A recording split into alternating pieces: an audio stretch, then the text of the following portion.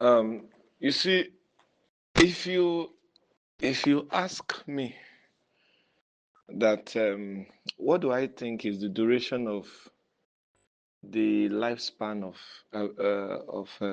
the Christianity, especially these strange versions that we have, the strange versions of Christianity that we have now. You understand? Well, of course, we thank God for the genuine ones. Not everything is bad, but I'm talking about those people who are deliberately polluting the move. If you tell me what's the lifespan of this strange version of Christianity that we now have in some parts, in some places, what's the lifespan? The answer is simple. I will just tell you that the lifespan is as long as the person leading it is alive. That's all. Are you together? If what you are doing is not the truth, are you there? That thing will live for as long as you are alive. It cannot really outlive you. It doesn't mean when you die, the thing will totally end, but the effect will keep growing down, fading off until it finally disappears. And that's a sign to show that it was never founded on the truth. You understand? So, uh, the versions of Christianity I'm seeing, these ones that are involving contending with the original one, is alarming, is scary. And the fearful, what bothers me most is the fact that many people cannot even discern. So they flow with it. They see it as a trend. You understand? Oh, this is, the world is improving. There's a lot of modernization and civilization, and in the name of you know being civilized, we are actually embracing what we should not embrace. And we must understand that for every of these things that we do wrongly, there's always a consequence. Are you there? If you dip your hands into the fire, you don't need to pray about it. Your hand will get burnt. You will feel the pain. Are you there? So when you steer the action, you will not escape the consequence. You understand? So, and I see that the devil is distracting us with a lot of things. Ministers want to man only their ministry. You know, uh, it is you can only find few ministers who are interested in other ministries. When they come to other ministries, they are coming there to minister, and then you have to pay them. You have to do them well. Are we together? Of course, we claim that we are one body, but in our action, we are not acting like we are one body. Are you there? How many ministers can boldly tell you how that they have helped 10 or more than that, how that they have helped other ministries that are not even connected to them to grow? Are you there? Maybe they have gone to some ministries that see where they are using, oh, you need to be better, and then they buy land for them and build church for them. And this is not their own denomination. How many ministries have you seen mention that? You understand? So that kind of testimony we don't share, but we can share how that we built gigantic auditoriums for ourselves, for our own version of ministry, and things like that. So being one body is not what we say with the mouth. It's not confessional. It is professional. You understand? It's something you do. Are you there? Not what you say. You understand what I'm saying? So we must come back to that point where we really see ourselves as one. We really see ourselves as a member of Christ's body. Are you there? Where a minister in a particular denomination can go to another denomination and help them build an auditorium, buy instruments for them. Are you there? That one is the kind of testimony we want to hear. Are you there? If all you are doing is for your own denomination, well, it doesn't really show unity, because it is unity when you cross your denomination to other denominations. You understand? There has to be that crossing. There has to be that kind crossing, that humble crossing from your own denomination to another denomination. Are we together? So that's it. That's it. We must not just say we are one in words. We must show that we are one through our actions. So obviously, you see, everybody is guarding their posts. You understand? And some people are so serious about it that they don't mind talking down on other ministries just to secure their own image. Either so you see somebody saying, oh, this minister is evil, this one is evil. Now, if every minister is evil, what makes you think you are good? Are we together? It's just like you have 10 friends, and then you came out to tell us all your friends are witches. Then even you talking, you are a suspect, because for you to stay with 10 witches, obviously you are not different from them. You must be a witch, maybe even their leader. You understand? So some of us, we think that the more we badmouth or talk down on other ministries, that's the more we appear as saints. No. When you talk bad of others, you're actually revealing how bad you are. You understand? Because out of the abundance of the heart, the mouth will speak. So when you are always saying dirty things, bad things, evil things, it shows your heart is corrupt. Are you there? It is out of a corrupt heart that evil words will come. That's just the truth. You get what I'm saying? So this version of Christianity that we have, if you ask me, like I said initially, how long will it last? It will last for as long as the person leading it is alive. Are you there? This version of Christianity that you can't hear God for yourself, you have to come to your pastor, you know, you can't do anything for yourself, you have to run to the pastor. The pastor has the final say, the minister has the final say over your life. If you don't see the man of God for a day, you are restless, it becomes the definition of life for you. When a man becomes the definition of life for you, something is wrong somewhere. You understand? Something is wrong somewhere. We honor ministers, but we must understand that they have their place. Are we together? When that's why you see some things happening and you are wondering how on earth can this kind of things be going on, and then you can't even imagine your ears. You can't believe your ears. What am I hearing?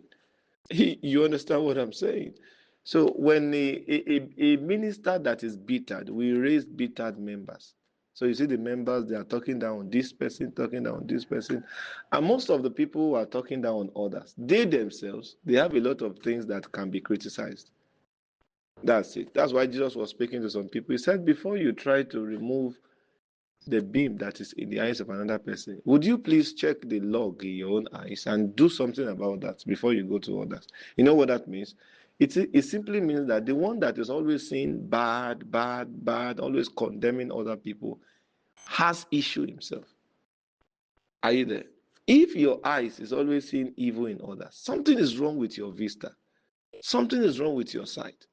It shows that your sight is faulty, whether you have long-sightedness or spiritual short-sightedness or spiritual, astigmatism, whatever it is, maybe spiritual color blindness, I don't know, but something is wrong with your sight. Are we together? So this version of Christianity, where man is the center, where there's one man that defines relevance for the whole congregation, this version will not last. It will only last for as long as the man is alive. When he dies, the thing begins to fade until it finally vanishes. You understand what I'm saying? And I know some of you may not really understand what I'm saying. And it's still part of the whole issue we have, because the same way the devil is distracting ministers, you may not know, but the devil is distracting some ministers. They are genuine ministers. The devil cannot possess them. He has tried everything to possess them. It's not working. These people are genuine ministers. So the only thing he's now doing now is to distract them. If the devil cannot possess you, he can distract you. He can make you focus on things that are not relevant, so that you lose touch of things that are really relevant. You understand? And then for the members too, the devil is also distracting them. Are you there? For example, how many of you love to watch interviews? Are you there? Instead of watching interviews, you prefer to go to TikTok. You're just watching videos. Somebody is dancing, and all you are doing every day is just laughing and laughing. That's it. Whereas you are not even aware of what is happening. You don't know what the devil is doing with people. Are you there? You don't hear people talk, share their experience. There are some things you listen to. Somebody who used to be a Christian now is no longer a Christian, and then they are interviewing the person. You don't even want to listen to that. You prefer to go and start watching somebody dancing, one comedy video. Are you there? You are distracted. Those are the things you need to listen to. Okay, what really happened to this person? The person is willing to share, but you don't want to hear that one. And it's online, but you leave that to go and watch things that won't add any value to you. So you listen to things like that. Okay, why is this person angry with God? You learn from it. You don't have to become an atheist like the person, but you can learn from that situation. Are you there? Draw wisdom from it and be able to help others who are about to come into that state. You can prevent them from coming into that state. Are we together? So when we begin to prioritize things that doesn't matter, it's a sign that we are distracted. You understand? And for the ministers too, they are also distracted. For the members, the devil distracts them with things like that, watching things they should not watch, paying attention to things they should not pay attention to. Are you there? That's for the members. Are we together? While for the ministers, the devil distracts them with things that looks legitimate. Are you there? This is my son, this is my daughter, and they are busy fighting for sons and daughters. Are we together? They are busy fighting for sons and daughters. Either they come online, quickly post a particular brother's picture and say, this is my son in the Lord, before anybody come and claim him now. You see that? So it shows that there's a misplacement of priority. So it's about how much people we have on our side. You see what I'm saying? So a minister can be genuine. Are you there? And yet because of his greed, he will not do some things that he's expected to do. So his messages can still be blessing you. But there will be a kind of restriction, are you there, in the things, in the realities that you will come into because of his own personal deficiency. Do you understand what I'm saying? You understand? So a minister can be genuine. I mean, his messages are blessing lives, but he's greedy. And because he's greedy, although his messages are blessing you, but there will be some policies that will be around him that will prevent you from certain realities. For example, there are some ministers that believe that if you, there are some ministers that believe that if they are your pastor and you believe in them, then it is wrong for you to listen to another minister apart from them. You see that? So they preach it, they emphasize it, they stress it, it becomes a law in the ministry. Some minister tells you that if you are here, you are forbidden from attending programs from other denominations. There's nothing you are looking for there. Stay here. Now, their messages may be powerful, but you see, that kind of policy will prevent you from coming into certain realities in Christ, because the truth is, no man has it all.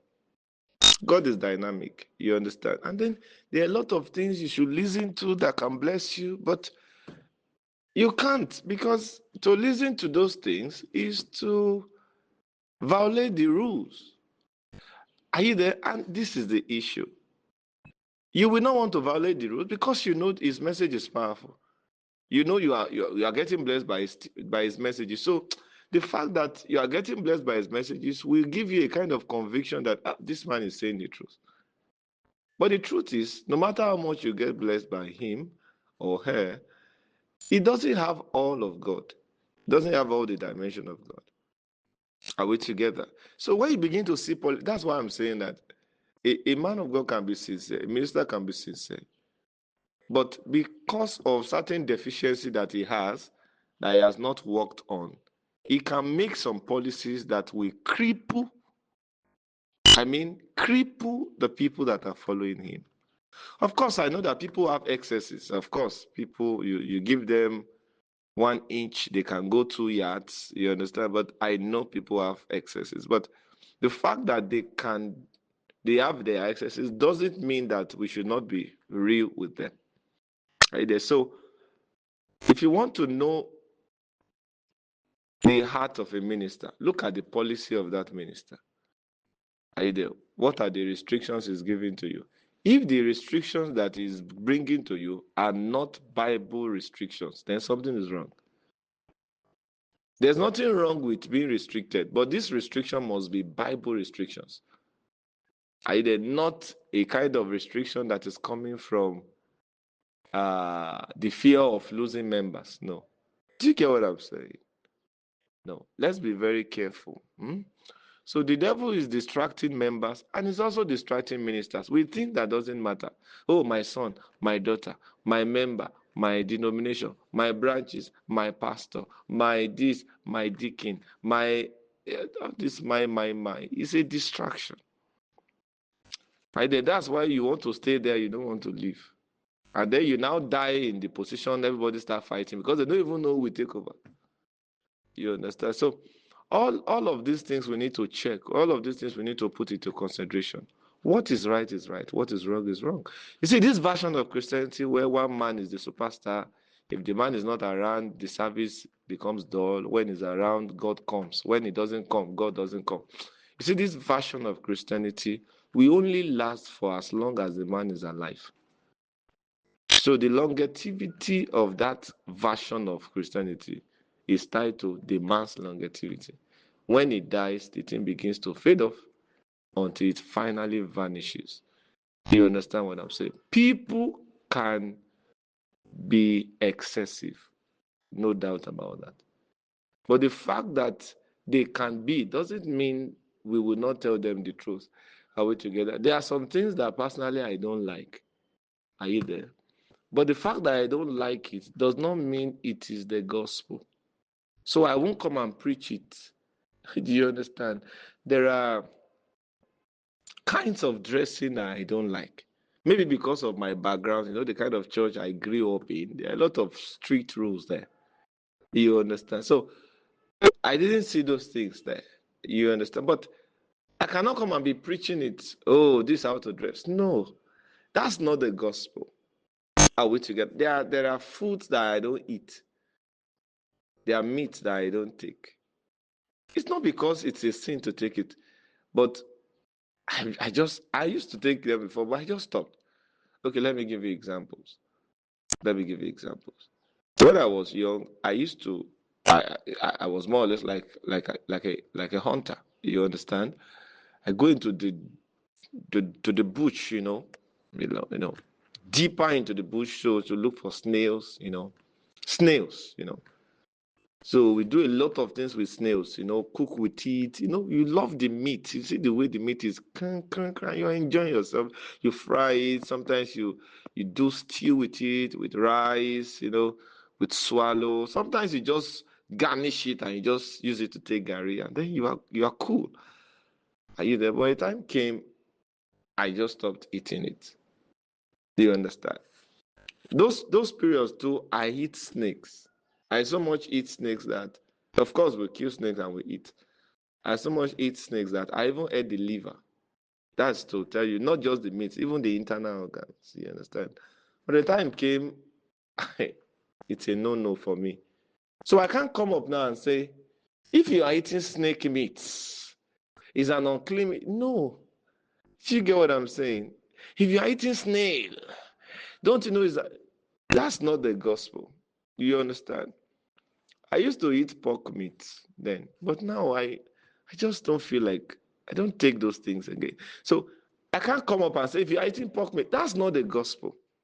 Are you there? So the problem is when ministers cannot separate between their own personal doctrine and the doctrine of Christ. If you can't separate it, you will raise people that are religious. For example, those days too, I love okra so much. The thing is just drawing in your mouth. And okra, one unique thing about okra is before you put the swallow, whatever it is, semo, about, whatever it's swallow, wheat, whatever it is, before you put it in your mouth, it goes. You don't stress yourself. It just goes. When you use swallow, when you use soup, especially okra, the things you put in your mouth, they know what to do. They just move without you forcing them. That alone gives you some sense of, pleasure. But I stopped taking it.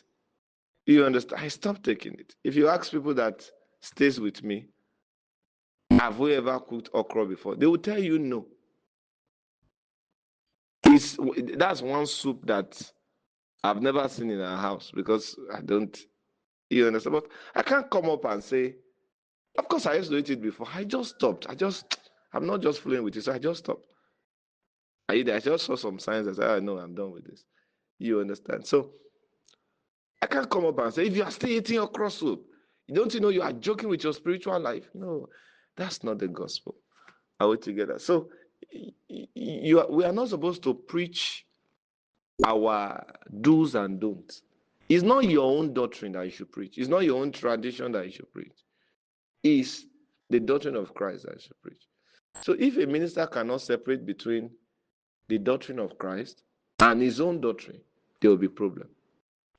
At the end of the day, you are going to raise religious people. People will begin to act like you. They begin to behave like you. They begin to look like you. See, the reason for discipleship is not to raise men that will look like us. Because if we successfully raise men that are looking like us, we have failed. It's a sign to show that we are a failure. We must raise people that will look like Christ. And in order to achieve that, it is Christ's doctrine that you will feed them with, not your own doctrine. So there are things I don't like. Talking about dressing and the likes, clothes. There are some things but I can't be preaching that. So if I want to talk about dressing, the only thing I will say is what the Bible says: modesty. Don't expose yourself. That's all. I won't say if you are putting on this kind of clothes, that is none of my business. But what the Bible says about dressing is modesty. The Bible did not mention any type of clothes. It just said be modest. So that's what you preach. So if you stay where the Bible is staying, if you stop where the Bible stops, and you start where the Bible starts, and you don't go beyond it, you will raise a Christ-like people. But if you have this habit of going beyond the Bible, you are more holy than the Holy Spirit. All these things will affect the quality of people you will raise. So there are some highly spiritual people now who don't even know anything about business. They are highly spiritual, but they are handicapped. Why? They have been told not to listen to any other teaching apart from the one in the house. And there are some things that the one in the house is not saying. And they don't have the opportunity to even learn it, because to go and learn it now, to listen to another godly preacher preaching that now, is like you are rebelling. So they don't want to rebel. And people like that will die in that ungodly in that limitation. You get what I'm saying? That's it. So we have to be careful. If you want to know the heart of a minister, look at the kind of policies he's making. Are you there? If a selfish minister is making policies, you see self there. Everything in that policy will be pointing to him. If it will be pointing to you, will just discover that following that policy will lead you to that man, not to Christ. That's to show you that something is wrong with that kind of. You get what I'm saying? I was listening to Apostle Johnson Suleiman yesterday, and he shared an experience.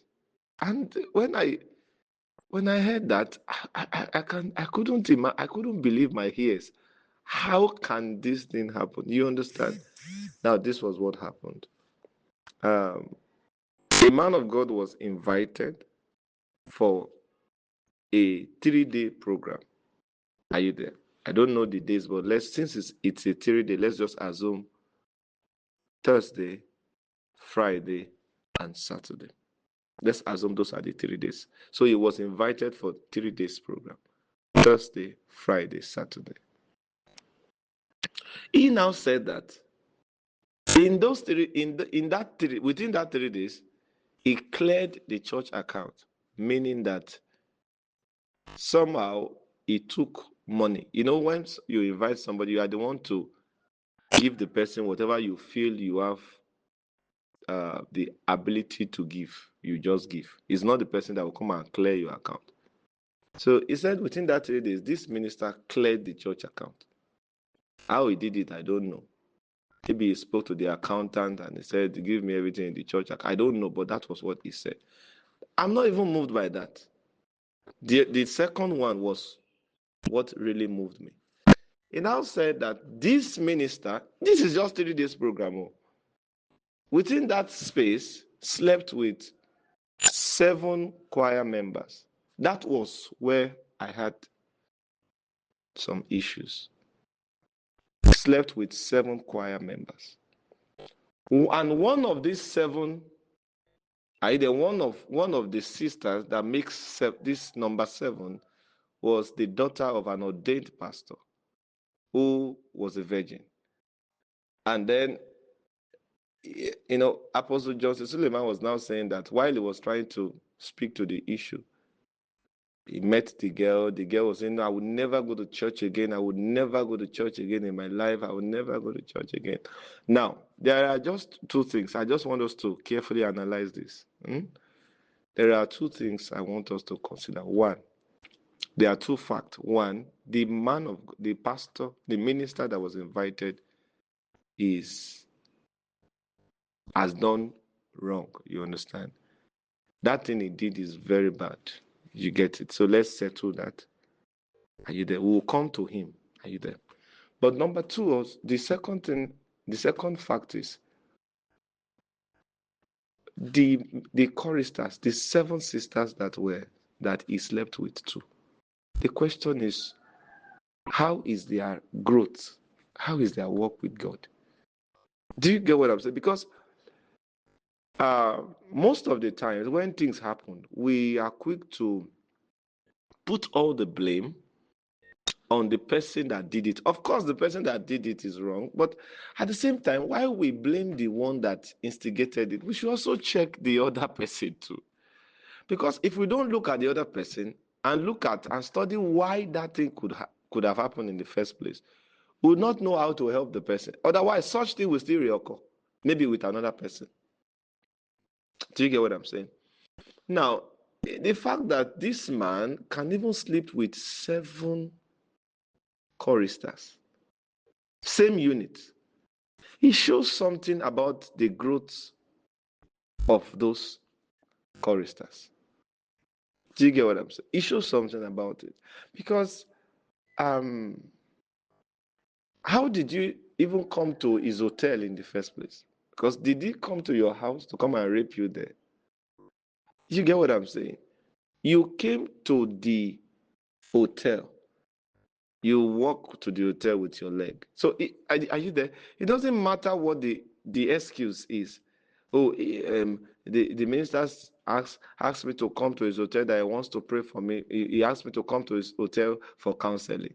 Okay. He asked you to come to his hotel for counseling. Did you tell your pastor? Did you inform your host?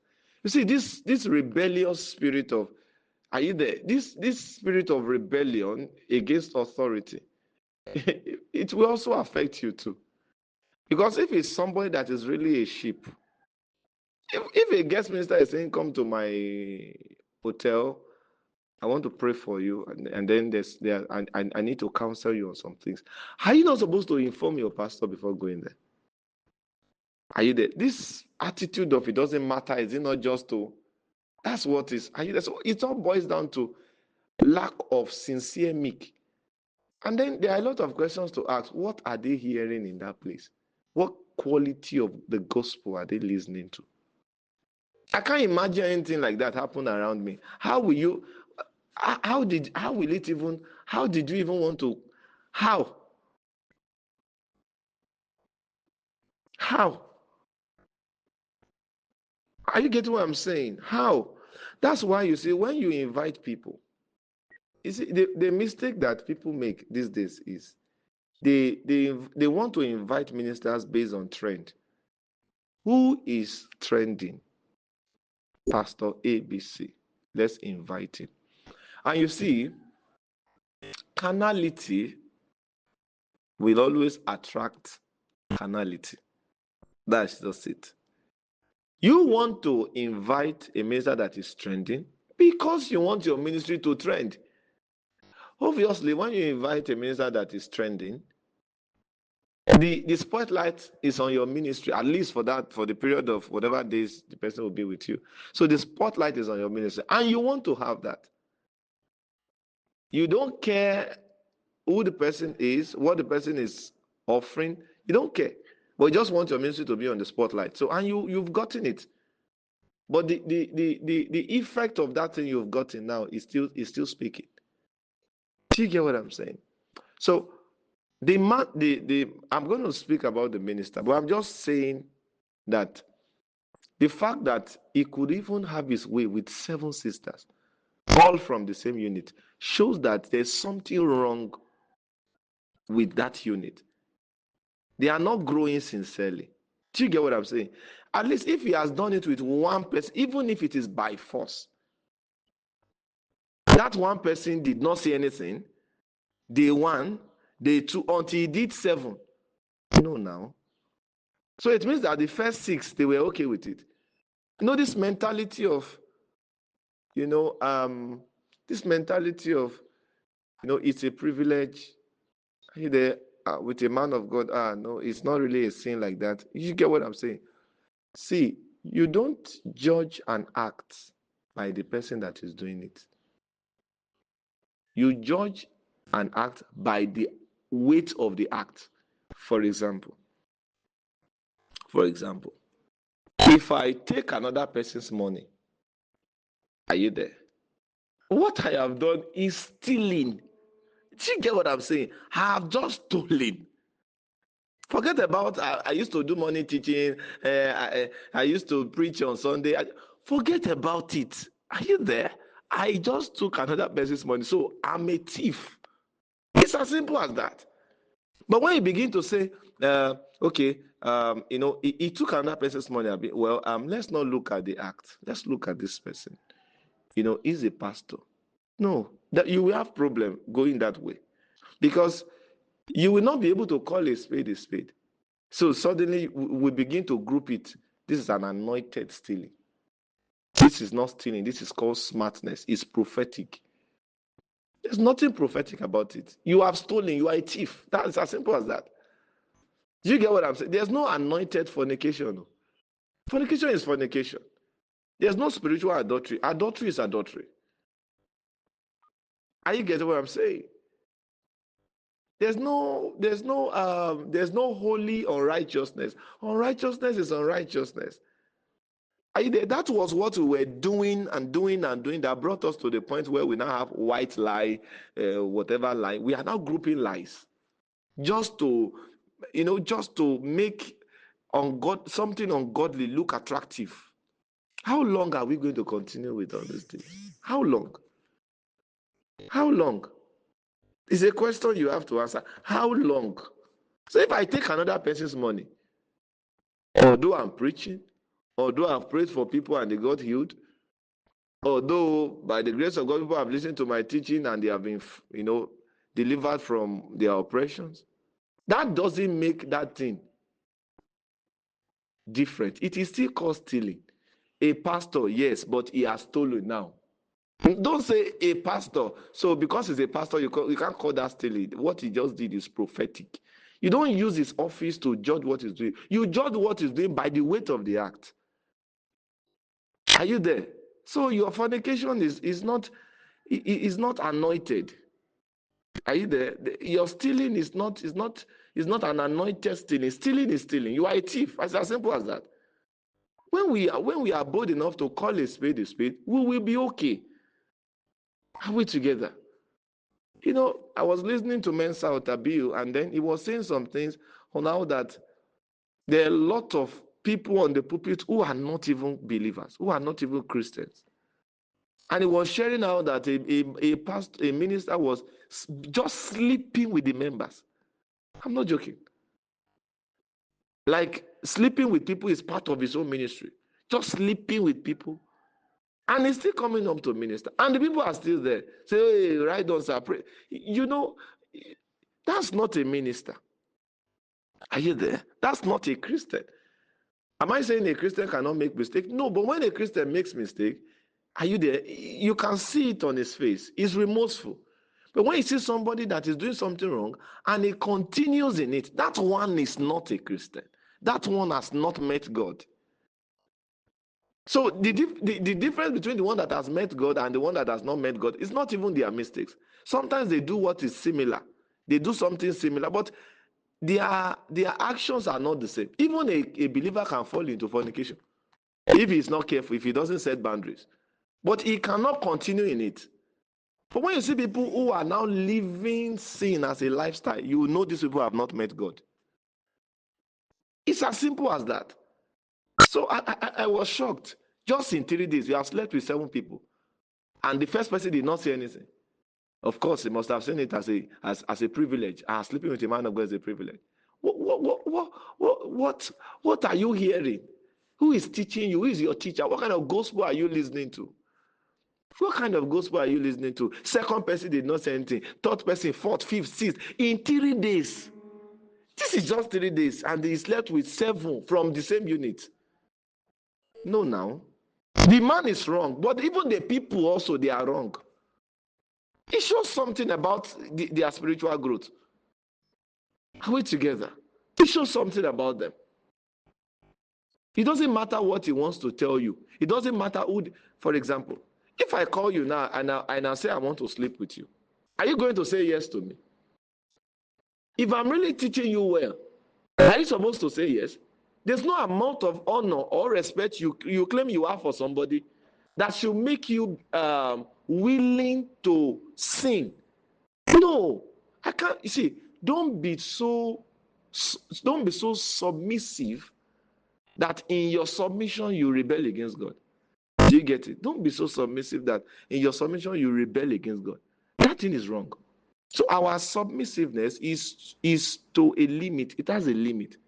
You submit to a person as long as it doesn't hinder your allegiance to Christ.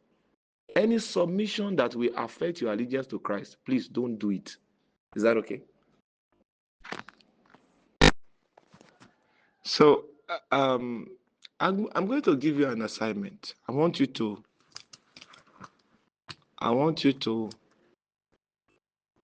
just think of something bad now in your mind, something sinful. Are you there? So in that, while you are submitting the feedback, you will tell me the specific thing. Are you there? You just think of anything sinful.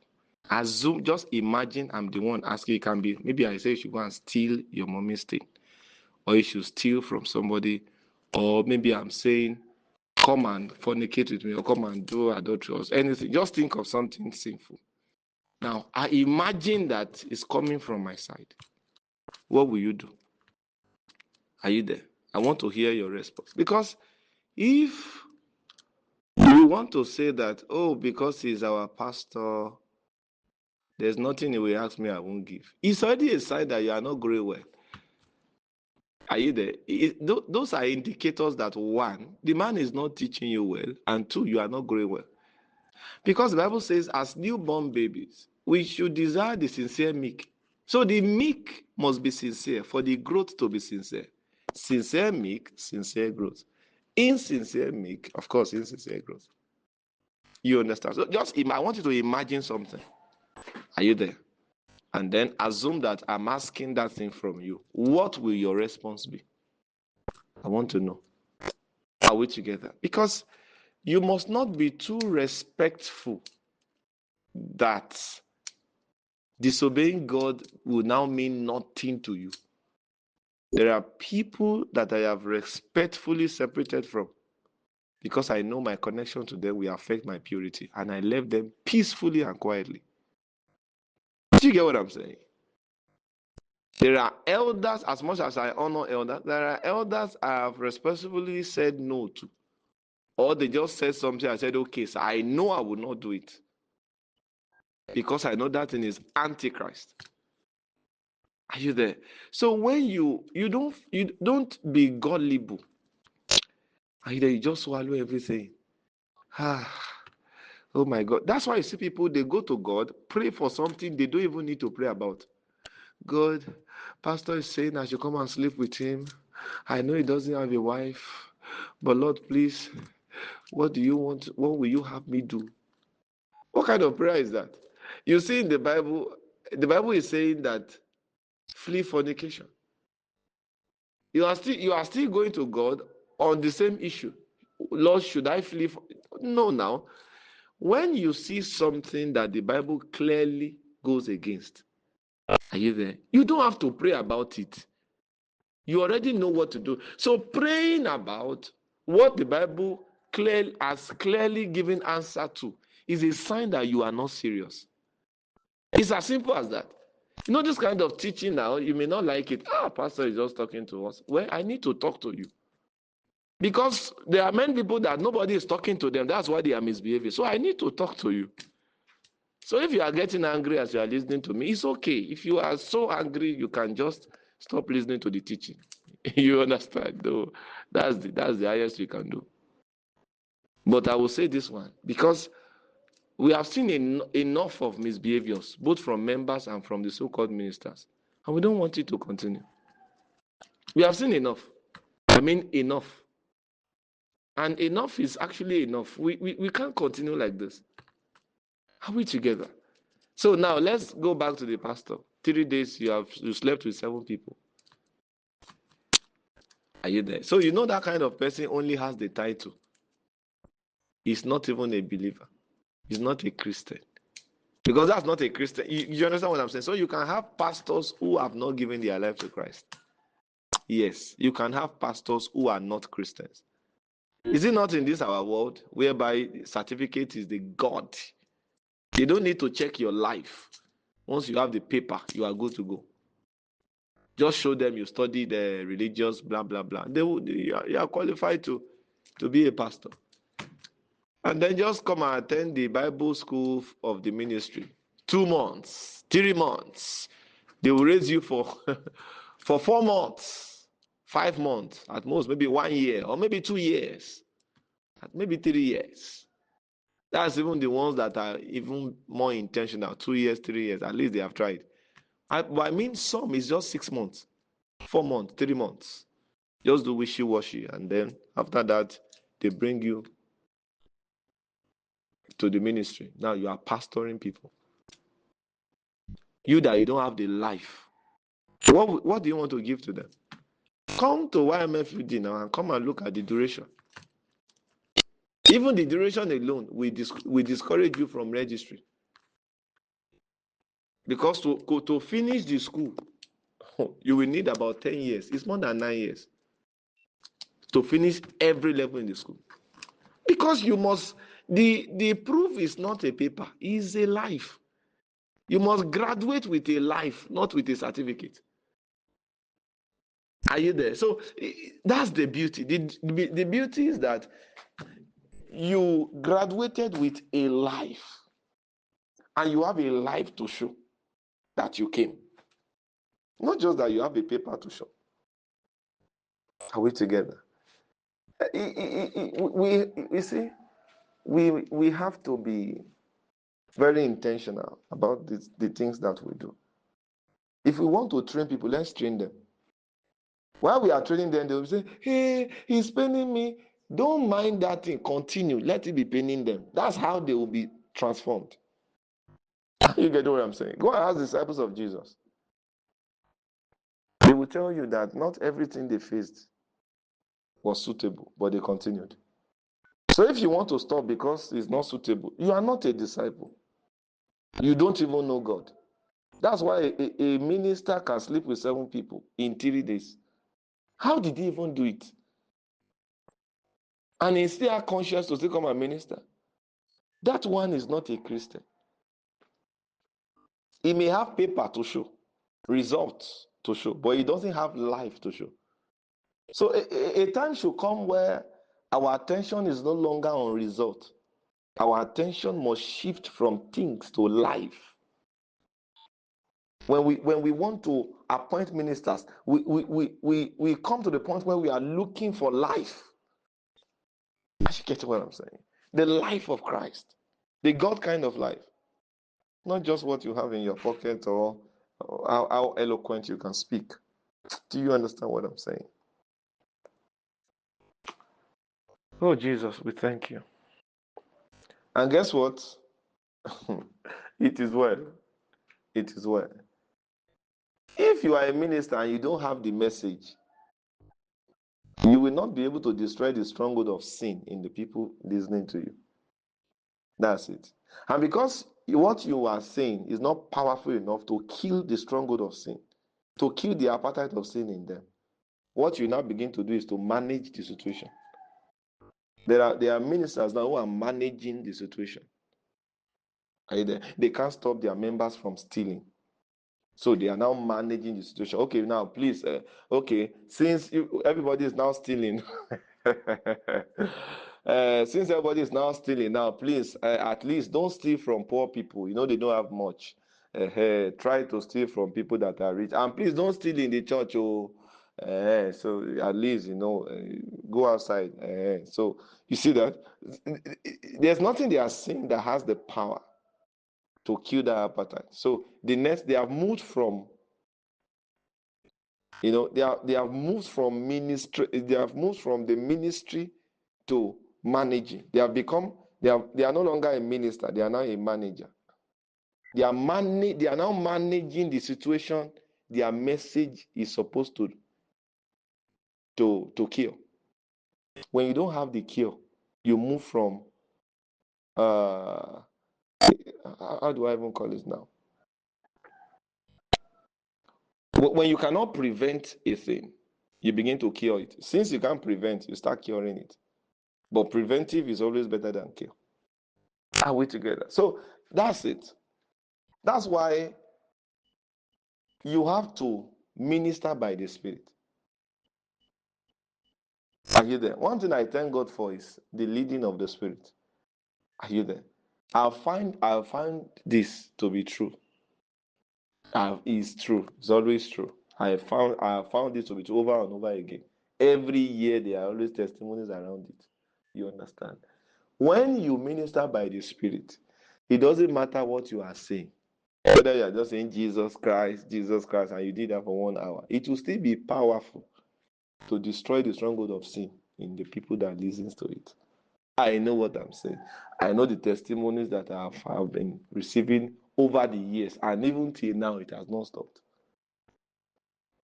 But when you are not ministering as led by the Spirit, what you are saying cannot be powerful. You may have a beautiful cover for it on YouTube.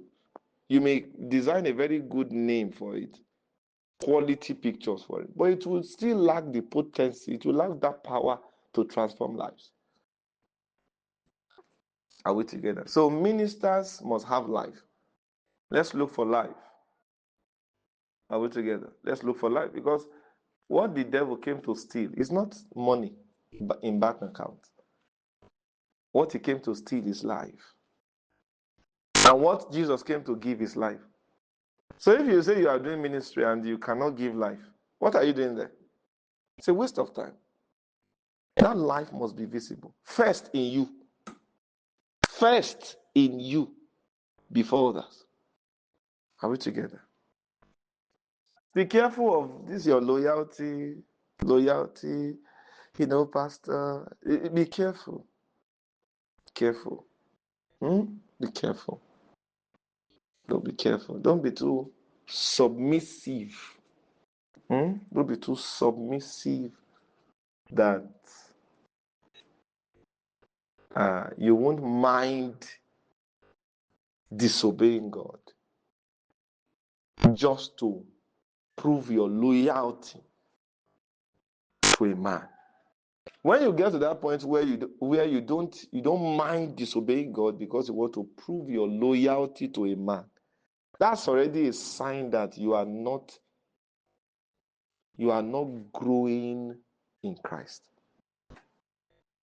Yes. You see, Jesus will teach us to honor. Of course, you can't say you are a true child of God and you don't honor the one that God is using to raise you. You will honor them. With your obedience, with your resources, you will honor them. But that honor has a limit. Do you get what I'm saying? I can't come to you now and say, okay, I'm your father in the faith. And as your father, put off your clothes. I want to check something there. And you too, as a sister, you are putting off your clothes. You say, Daddy, Daddy. Hey, what kind of thing are you doing there? Daddy, Daddy, what? Hey, it is well. Daddy, Daddy, what? I think it was last week. I know the sister will listen to this teaching now, so she will know that she's the one I'm talking to. She's the one I'm talking about. She was dressing to go for a party, and then God now saved her. Of course, I was busy, but it fell on, it just coincidentally, that was the time I was coming back home. So somehow she came out. I look at what she was wearing. I said, "Is this what you are wearing to the party?" I said, "Yes." She said, "Yes." I said, "Come here. Come and stand here." I said, "This is what you are wearing today." She said, "Yes." This clothes that your breast is open like this, look at what you are doing. She said, "I'm sorry." I said, "Come on, go on, change." You see that? That's how a pastor will act. Do you understand? That's a man of God. That's not just a pastor. That's a Christian. Because you are first a Christian before you become a pastor. That's what you don't know. See, don't make pastor who is not a Christian. You will have problem. You get what I'm saying? So when we are looking for pastors, don't look for pastors outside the fold. That's why anytime, if you look at the Old Testament, anytime God wants to appoint leader, he will pick from the people, from among the people to lead the people. So he will pick from the people for the people. But now we are looking for pastors. We will leave the fold. We'll go outside of the fold. We'll go and pick one stranger. Then we'll now bring him to the pulpit to come and be leading the fold. At the end of the day, we'll discover that the person we have just appointed is a wolf. Don't make pastor anyone that is not first a Christian. You need to see what the sister was wearing. Do you get what I'm saying? You need to see. I said, Jesus, what kind of thing is this? She has not, of course, she is not following teaching because she can't be following teaching and she's doing that. I had to mandate it for her. I said, "Are you on the mentorship group?" She said, "No." I said, "Go back there, follow from today, make sure you don't miss teaching one day." I said, go and register for school of the YMFUD. She told me, she said, "Sir, okay." After some days, she said, "Sir, I've registered." I said, "Good. Start following teachings and send me your feedback." Because I know that it's because the word of the Lord is not dwelling in you richly. That's why you can be acting like this. I said, "Is it right for me to look at you and be lusting after you?" She said, "No, sir." I said, "Go and change this thing fast." That is not just a pastor talking. I'm not talking there as a pastor. I'm talking as a Christian. Because before I became a pastor, I was first a Christian. I asked her, I said, "Is there anybody at home?" She said, "No." You know what that means? So if I had became a pastor when I was not a Christian, since there's nobody at home, and then she has dressed and is still looking like she's naked, that's an opportunity for me to have my way. Nobody will know. And then I'll still continue preaching in the morning. Are you getting what I'm saying? And then she may not even tell anybody, and everybody will be fine. We'll just take it a little further from there and then be hiding, be doing it there. You get what I'm saying? But because I did not skip being a Christian. I was first a Christian. It was from being a Christian that I became a pastor. So nobody is at home is not an advantage for me. It even made my rebuke for her. It made it stronger. You get what I'm saying? I looked at her and said, "You come and give your life to Christ." What I see, she will listen now. Of course, she knows what I'm saying is true. I said, "Come and kneel down here." I think did I even ask her to kneel down? But I can remember I said, "Oh yeah, say after me now, Lord Jesus." I did it for her that very day. What should have led to committing secret sin? Because maybe I saw something that my eyes could not resist. That thing now led to salvation call. Why?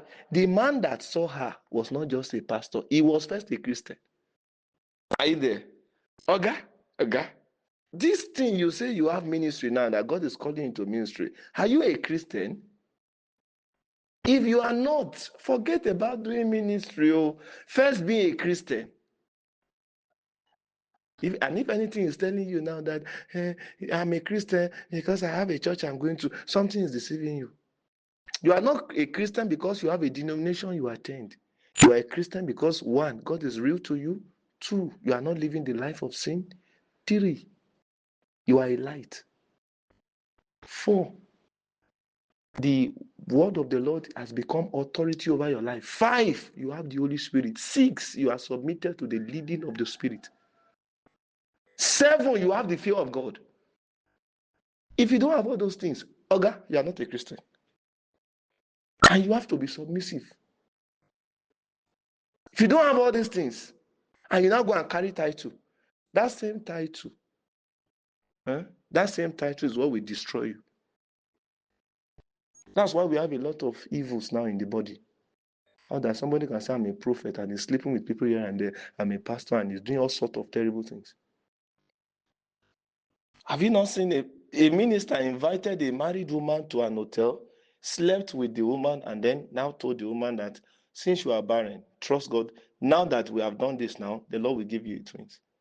Even if the twins comes, is it not sinful? Has he not committed a sin like that?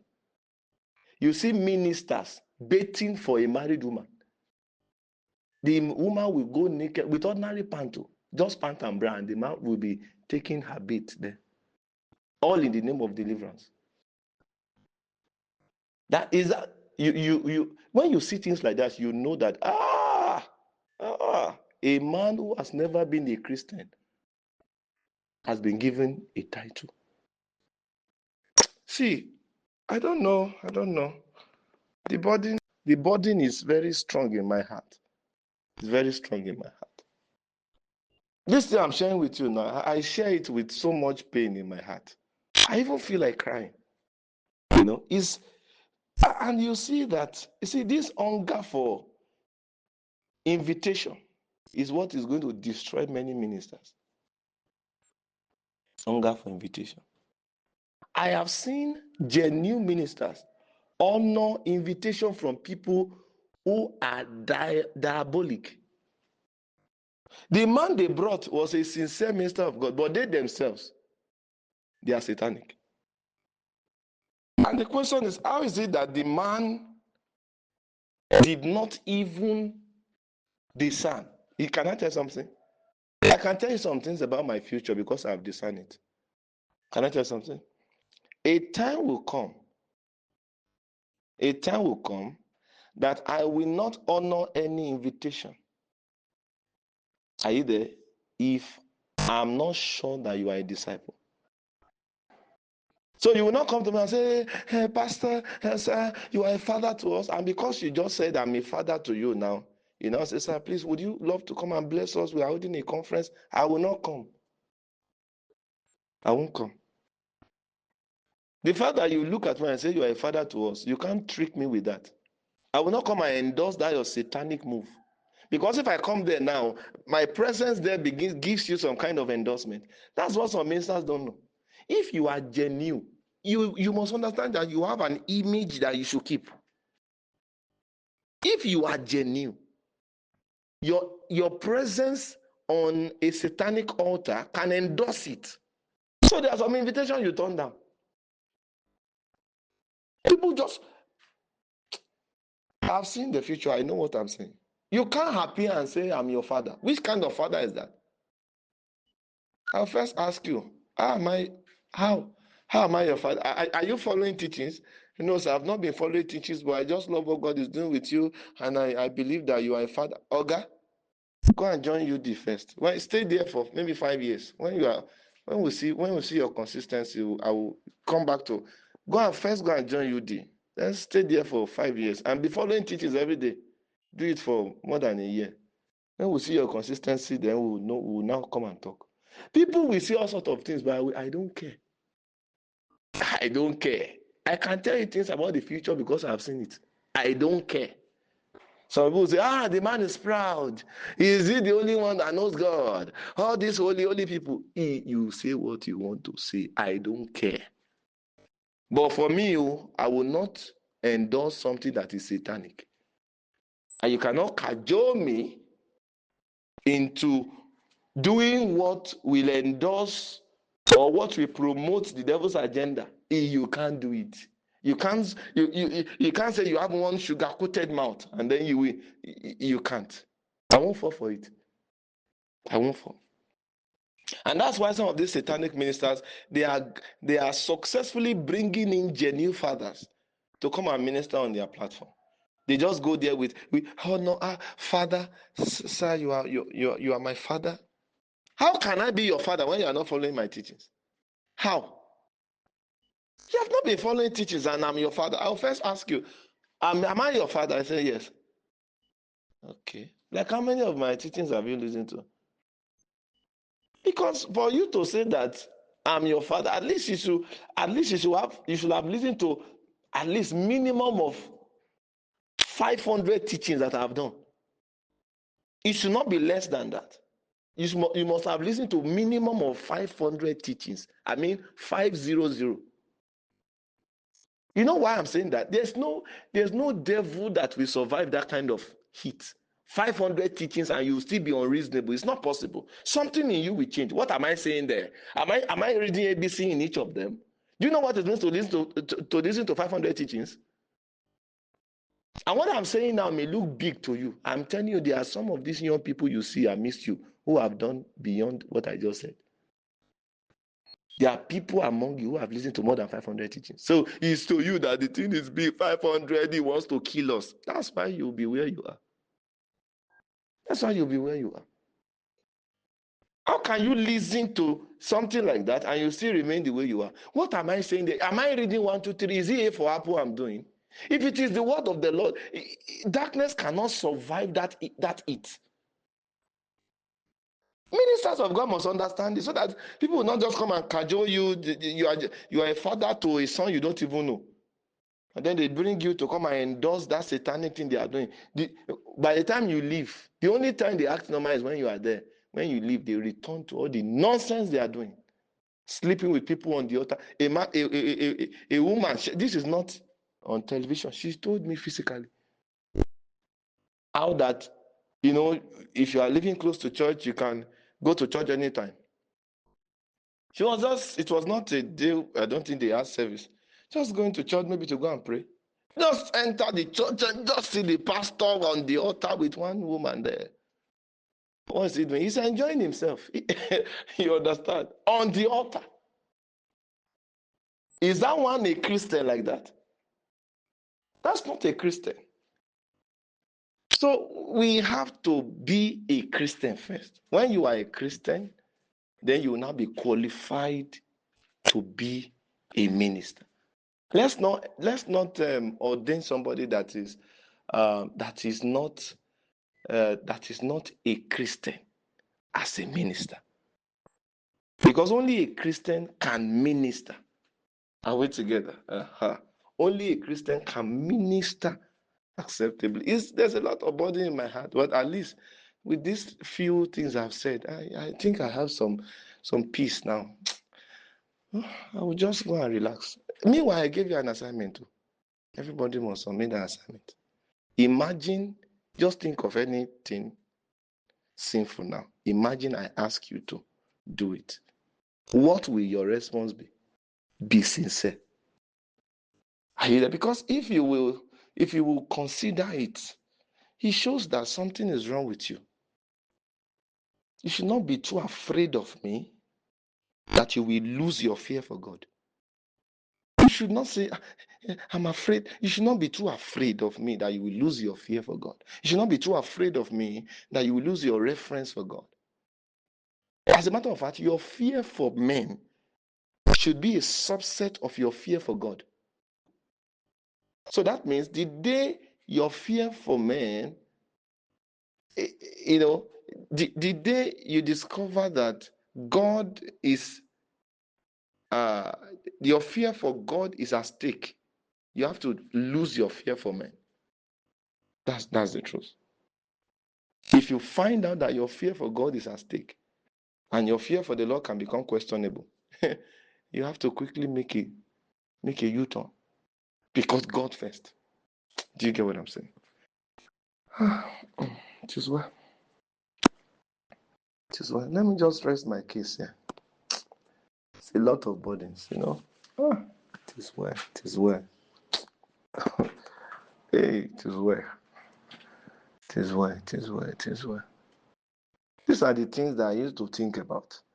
And then sometimes you are just quiet, you are not even happy, you are just there, you are just thinking, and then it is well.